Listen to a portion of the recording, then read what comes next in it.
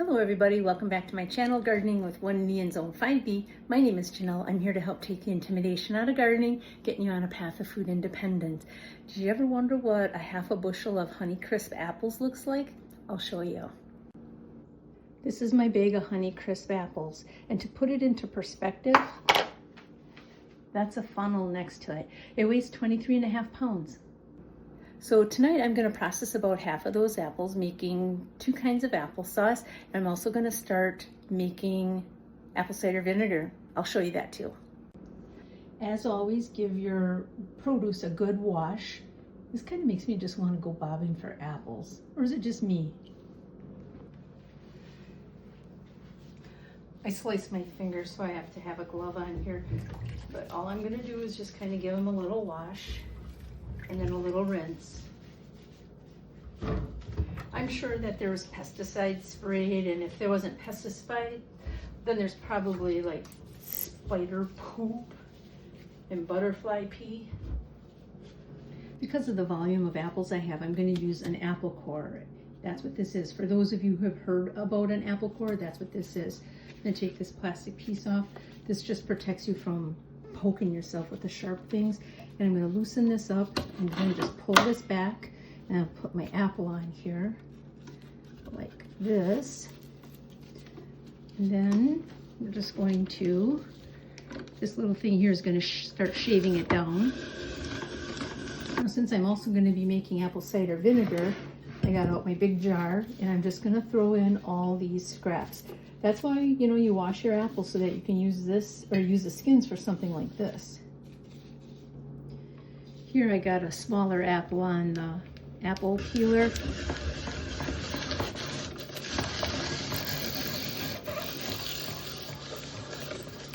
Pretty slick, right?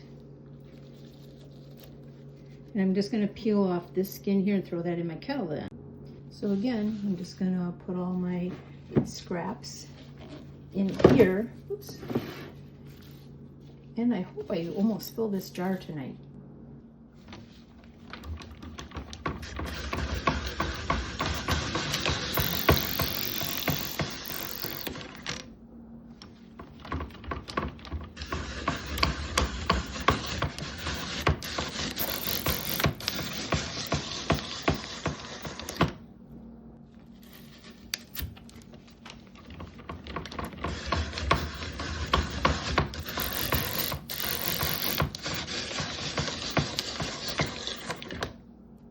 So now you can see I have all my apple scraps in this jar.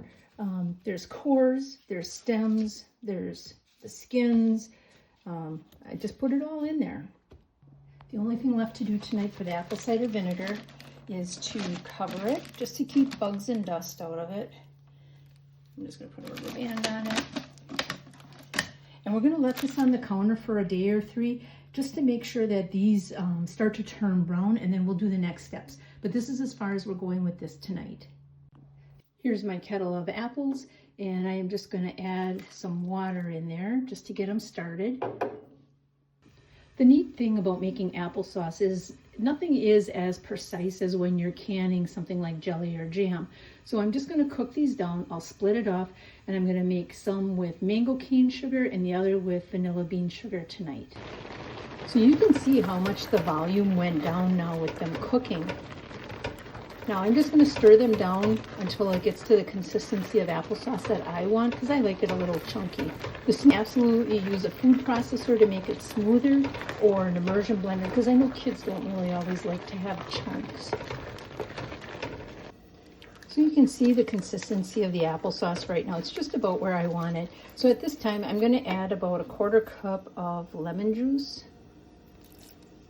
just to bring up the acidity level to make it definitely 100% safe for water bath canning. I'm pretty sure it would have been fine without it, but it's always better to be safe than sorry. So I've got the water bath canner on. You can see it's coming up to temp. I want it to be boiling, and then I'm going to put the jars in there so that they can get kind of like a little sanitation treatment. I'll probably put those in right now as it's coming up to temperature. I think now is a good time to split the batch of applesauce in 2.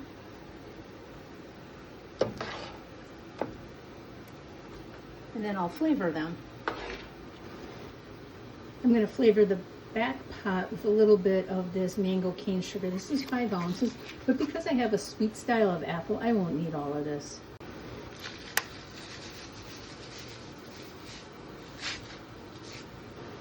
And for this batch right here, I'm going to use some of my vanilla bean sugar that I made.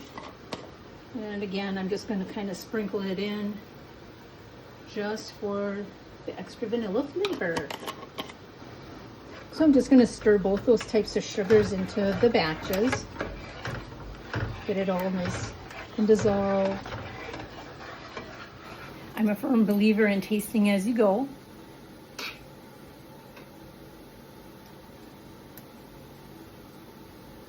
That one might need a little bit more.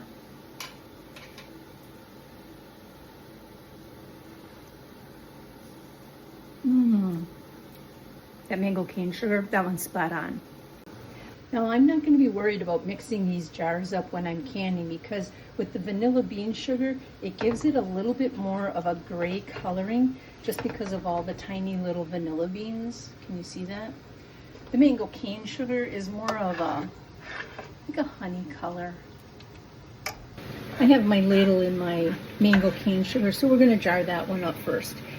I washed up and heated up 12 jars total. I don't know how many I'm going to really need. We'll see. Ooh, too full. I'll adjust that. So now we're going to jar up the vanilla bean sugar applesauce. I washed my ladle because I didn't want the two flavors to mix together. Both flavors are good, but I don't know how they would be together. Now I'm going to debubble, and I'm sure everybody has one of these in their drawer. I've got 2, so you can see right here there's a bubble. So I just kind of want to poke that around, make that disappear. I'm going to do that with all of these. Right now I'm just going to take some white vinegar, a paper towel, and I'm going to go around each of these jars' rims just to remove any kind of sticky residue. Just like that. It's also a good time to one more time feel for any imperfections, any little chips that might be in the glass jars, and then you know not to use them. I've got my lids in some hot water, so I'm just going to pull those out, put one on each jar. Uh-oh.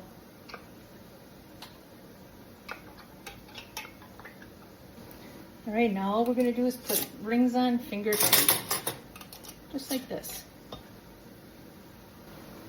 Into the canner these go, boiling water.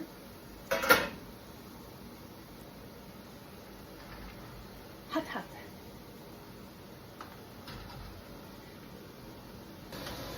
These are all half-pint jars, except I do have 1/4 pint jar. So these are going to go in boiling water for 10 minutes. I'm just going to cover this to keep the humidity out of the house. I'm going to go set my timer. The timer just went off, so let's see what our end product looks like. Remember, always open your kennel or your kettle with the lid away from you. Let's see what we got. I'm glad I didn't try to do all of the apples tonight. I'm kind of tired after working all day. Did you hear that? That means it's sealed.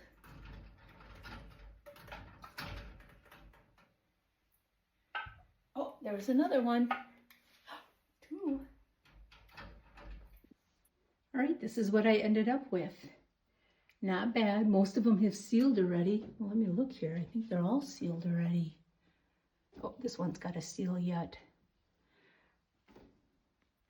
So that's how I cook down a batch of apples, divide it in 2, and then make 2 different kinds of applesauce. I hope you found this video informative. Please like, follow, share, subscribe, tell all your friends. I'll see you in the next video. Have a great day. Bye.